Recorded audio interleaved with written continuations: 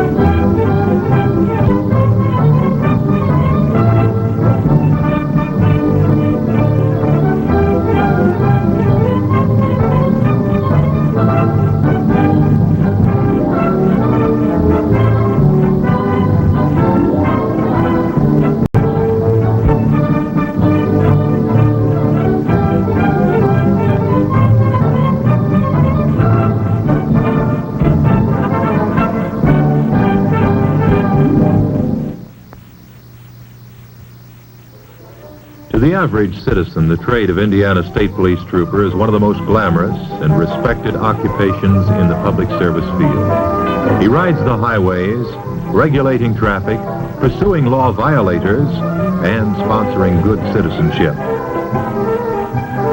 He's a police department in himself, his gold-striped car his office. The crossroads merchant, rural dweller, and transient motorist know help is near when they need it. The state trooper can be dispatched at once when trouble develops. To accomplish this need for mobility, the state's 36,000 square miles are divided into several administrative areas, each serving a group of counties. Troopers patrol the 156-mile northern Indiana toll road. Then there's Dunes Park and its sub-district at South Bend. Following are Ligonier and Fort Wayne, Lafayette, Peru, Kentland, Pendleton, and Red Key.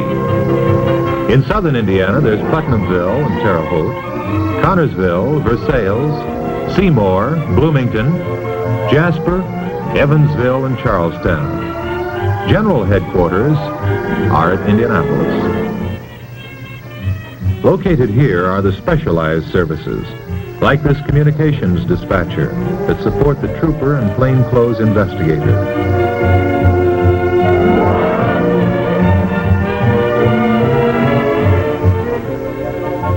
There's the clerk searching the files for information related to a police case.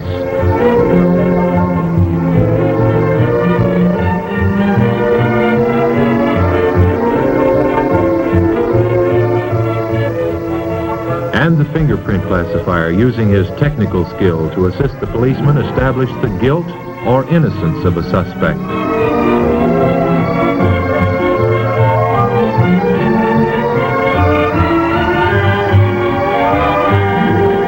And the laboratory technician, examining cartridge cases under a comparison microscope. It's one of the many instruments the modern police scientist employs in his endless search for the truth.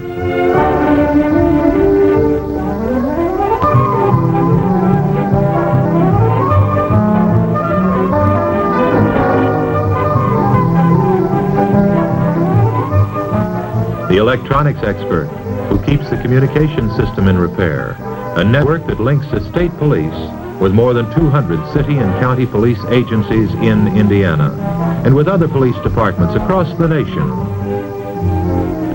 But the lifeblood of the Indiana State Police is the proper selection and training of the trooper.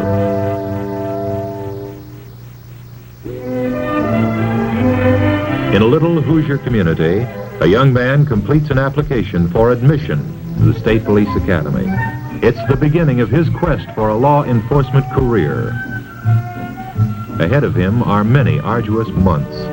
If he meets the initial requirements of the competitive selection system, he still must face a battery of intelligence, aptitude, and personality evaluation tests. It takes more than a year to prepare a trooper for his specialized job. Sometime later, another phase of the selection process begins. The State Police detective stops in at a corner grocery near the young man's home. The grocer is asked for his opinion of the applicant's fitness.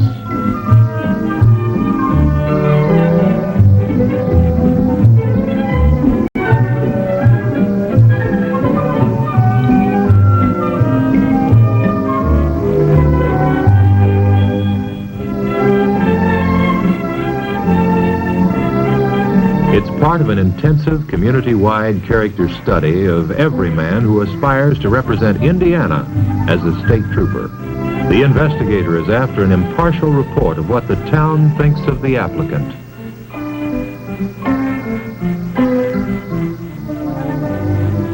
Searching questions are asked about his living habits, how he gets along with others. Public records are examined to determine if he meets moral and scholastic requirements.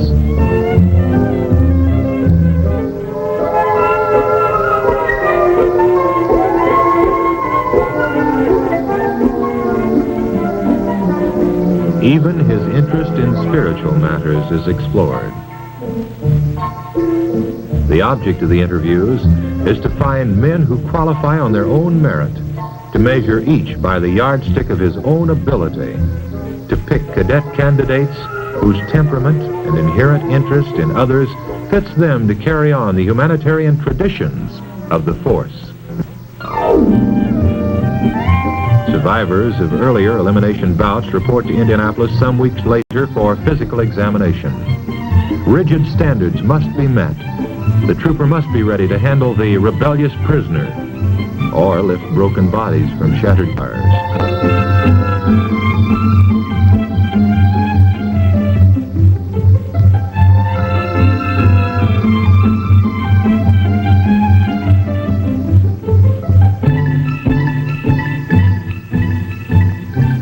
A staff nurse takes a blood sample for a serological examination.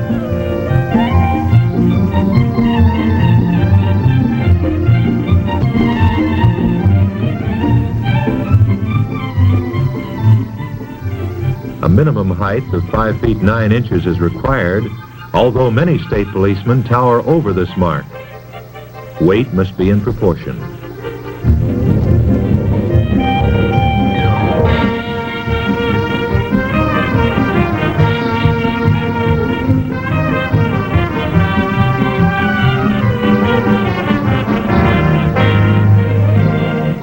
His visual acuity is checked.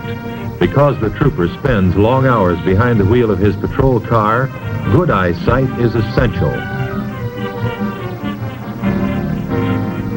The ability to see well is important to the split-second driving decisions that he has to make to assure the safety of other drivers during a high-speed chase.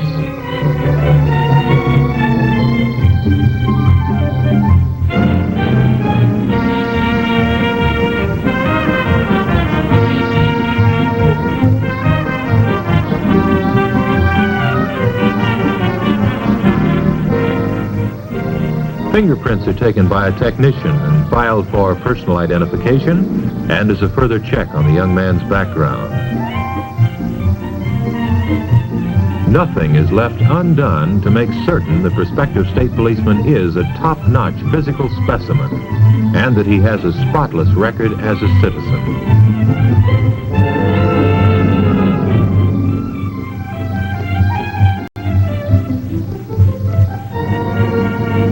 Next is an appearance before the staff captains, who make up the department's personnel board. Here he faces a barrage of questions to test his poise and mental stability under pressure. His reactions are carefully noted. Finally, information assembled on each candidate is evaluated. The men who make the highest grades are certified for admission to the recruit training course.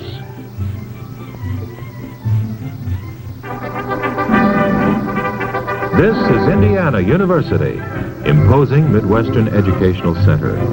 On its beautifully landscaped campus, the State Police cadets will spend the next 2 months in a concentrated study of law enforcement techniques and procedures ranging from police photography to criminal and traffic law.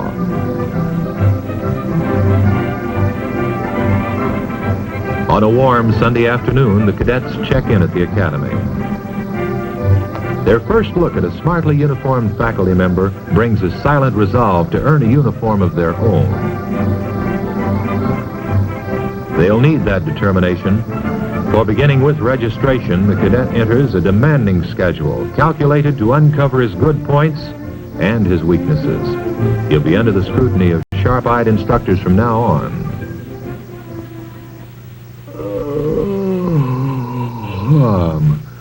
It's 4:45 a.m. The birds may still be asleep, but not the State Police cadet. Let's follow him through a typical day. He and his fellows run from the dormitory through the early morning grayness to the parade ground for calisthenics. You have to have desire to exercise and do wet grass, and these young men have it. They'll form into a well-coordinated unit after a few days. Then it's back to the dorm and housekeeping chores. Beds must be drummed up, the floor cleaned, and personal belongings put in order, ready for inspection.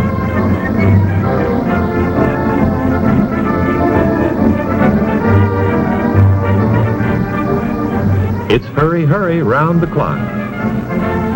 Once more they dash from their quarters and form in ranks on the quiet street. First class, 7:30. Cadets wear a uniform of gray shirt and slacks, black tie and shoes with Sam Brown belt. Correct wear and care of the school uniform prepares them for the time when they must keep their trooper's uniform in inspection condition. It adds up to teaching self-discipline, for the department's semi-military organization requires the troopers accept and discharge responsibility.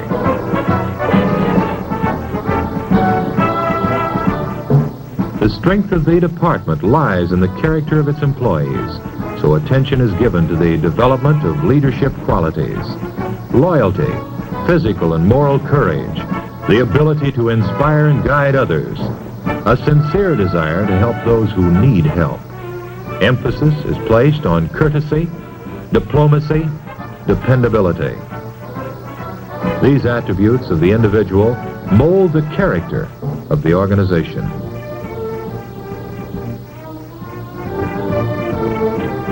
Class breaks make possible a quick smoke, a glance at the day's news, or a chance to write a letter home.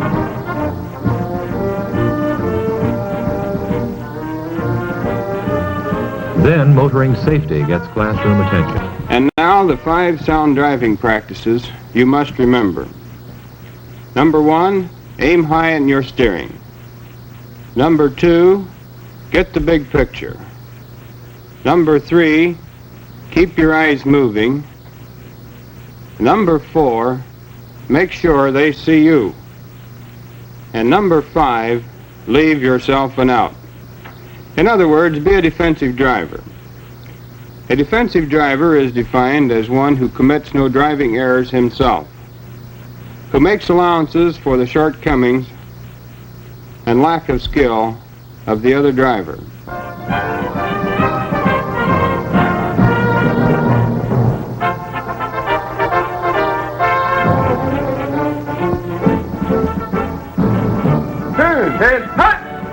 Right, hey!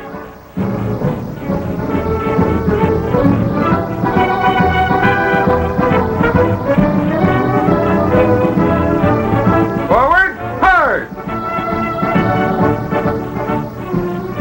On the move once more, the group marches to a class in first aid.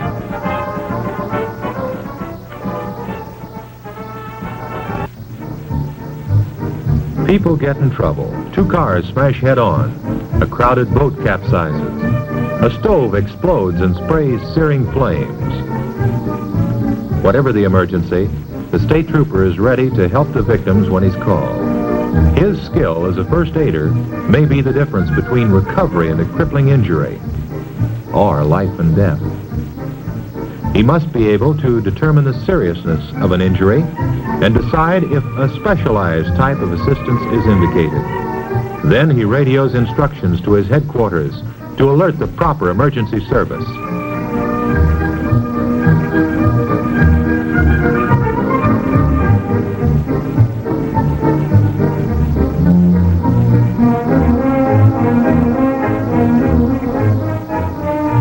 These are reasons why the trainee is required to pass a rigorous course in first aid, from bandaging to artificial respiration.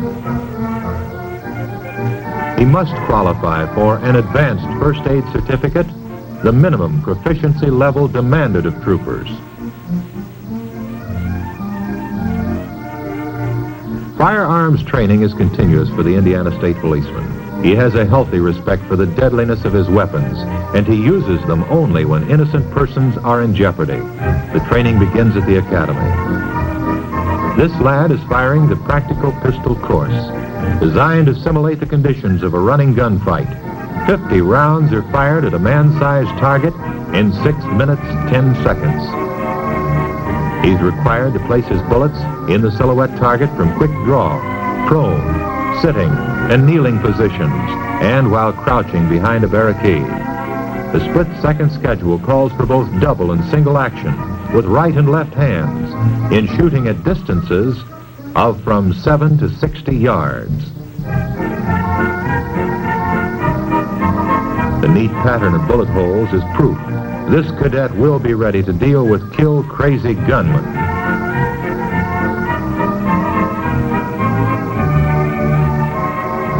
An instructor demonstrates the hitting power of the shotgun, the trooper's most effective short-range weapon. Cadets are taught to shoot at moving and still targets and to use the shotgun for protection while searching cars for criminal suspects at highway blockades. A picnic lunch, complete with baked beans and watermelon, provides a welcome noontime break. One of the deadliest firearms is the Thompson submachine gun. It spits out a lead stream of 45 caliber slugs at the rate of 750 a minute. A special agent of the Federal Bureau of Investigation shows the class how the weapon is assembled, then illustrates the proper shooting stance. Tracer ammunition, sometimes used on day and night assignments to sight on the targets, provides a dramatic demonstration of the Tommy gun's withering firepower.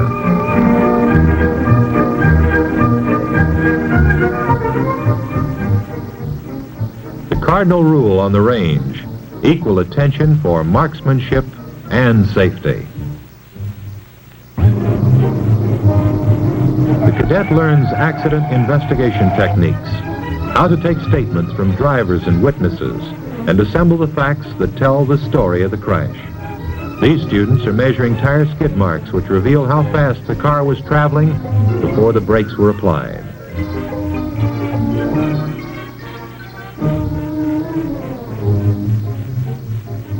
The trooper has to be an expert driver. Here, our cadet backs a patrol car through an obstacle course. Part of the day's study is devoted to criminal investigation. Several cars, loaded with trainees, swing up the dusty lane of a farm.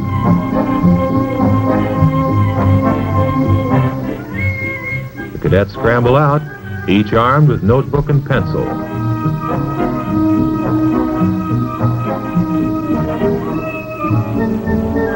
It's a field problem, a staged whodunit for the embryo troopers. The farmer, he's really a state police plainclothes sergeant, excitedly tells his story of how he observed a prowler run from the barnyard as he returned home from town with his wife.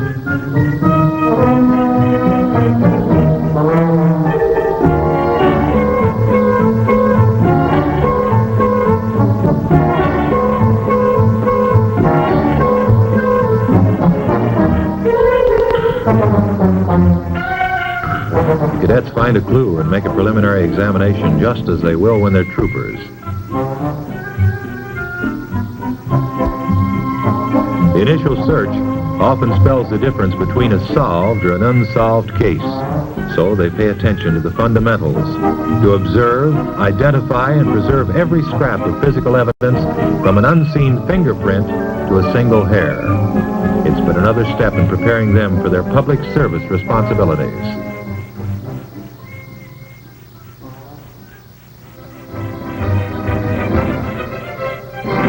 Self-defense instruction includes hand-to-hand combat procedures, judo wrestling, how to disarm a gunman and restrain a prisoner.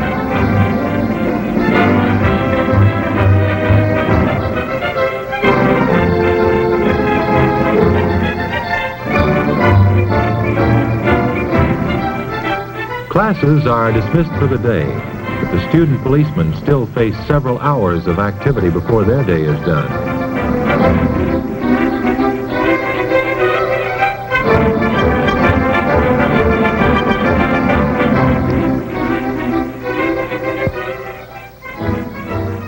There'll be a formation in front of the barracks at 6:50. Fall out.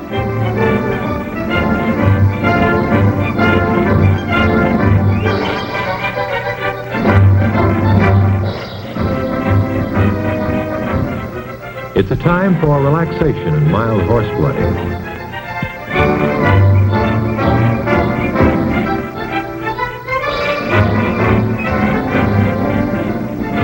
But the spiritual side is not overlooked as the cadet commander asks the blessing.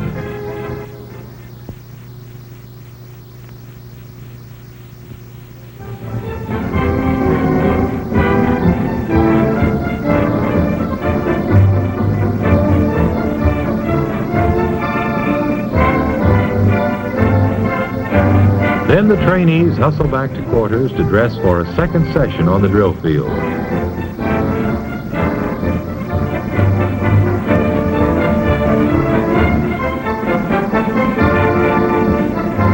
Physical conditioning is an important part of academy routine.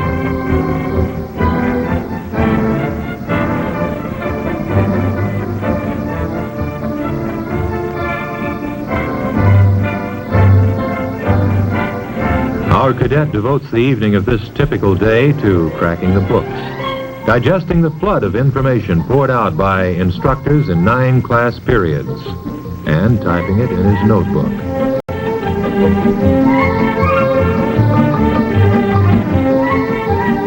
The pressure is always on. Candidates are conscious all the while that only the top men will survive the final selection. So they gather at night for informal study sessions to review the day's work and compare their chances.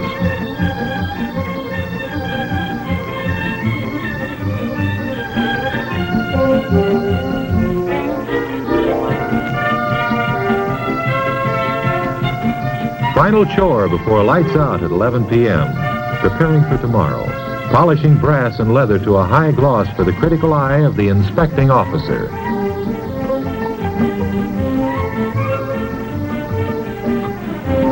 Then it's to bed. 4:45 and the dawn of another day's grind are just hours away.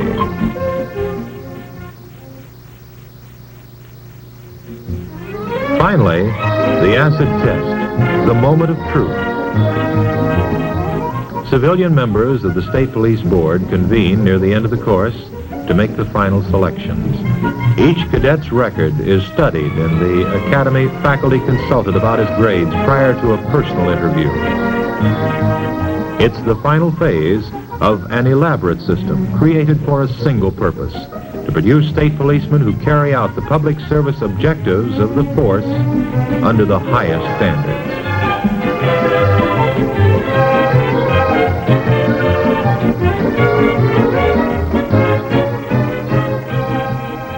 Highlight of the closing ceremonies at the Academy is a dress parade. Families, friends, and state officials witness the review of this newest complement of troopers-to-be.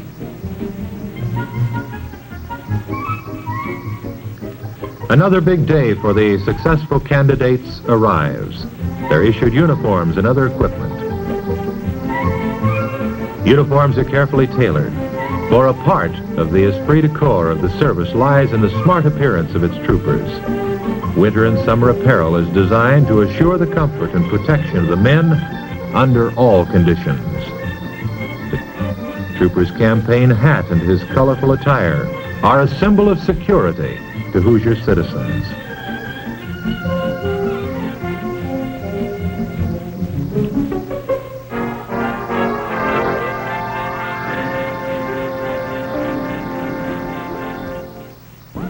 Finally, the moment they've been working for, taking their obligation as probationary troopers. Heads are held high as they march in close order formation in front of General Headquarters. It's a proud group of men. They know that they've earned the right to be here.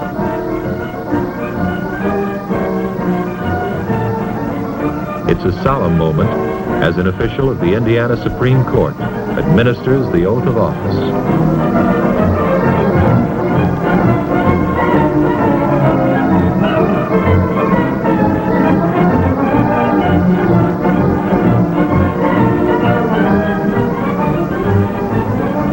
Each man steps forward to receive his coveted shield and service revolver, symbols of his authority to uphold the law and guard the welfare of all citizens.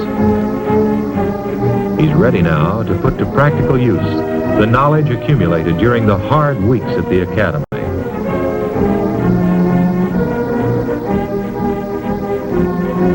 At a district headquarters such as this, the fledgling trooper will begin his new life, a career dedicated to the service of others. But you, the citizen, have an obligation as well as the trooper. Here is Colonel Harold S. Zeiss, Superintendent of the Indiana State Police, to tell you about it. You have just seen how an Indiana State Police cadet is selected and trained for his public service career as a state police trooper. And he still faces 6 months of in-service training as a clerk, as a laboratory technician, radio operator, plainclothes investigator, and rides on patrol with seasoned troopers before he is assigned a patrol of his own. These men need your assistance. Crime-free and accident-free communities will not come until law-abiding citizens join with their police, courts, prosecutors, and other officials in mobilizing against the lawless.